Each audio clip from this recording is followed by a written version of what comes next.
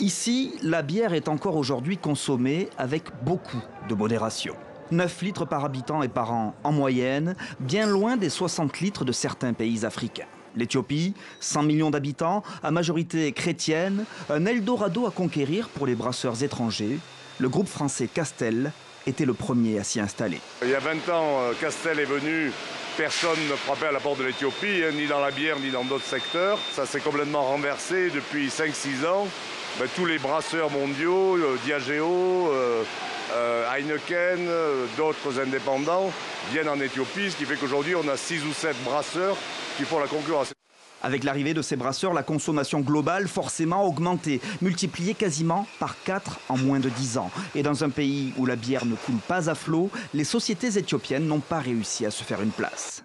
En fait, il n'y a pas de brasserie locale. Si vous allez à Abécha, le plus gros actionnaire est Bavaria. Si vous allez à Zébida, le plus gros était le belge Unibra.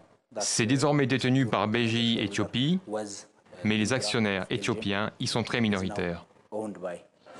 Alors, face à ces multinationales, certains petits producteurs locaux, conscients, ne se mettent pas la pression. Ce n'est pas une question de concurrence, c'est une question de goût. Et préfèrent proposer un produit différent, comme cet homme qui, à la retraite, a tenté l'aventure de la microbrasserie. Sa bière est plus chère, mais n'a rien à voir avec les autres, assure-t-il. Il y a un grand potentiel pour les microbrasseries, parce que les gens ont besoin d'un goût spécial et différent de la bière produite par les grandes brasseries. Et parce qu'aussi le marché est prometteur. Dans ce pays, le deuxième le plus peuplé d'Afrique, où la population croît chaque année de près de 3%.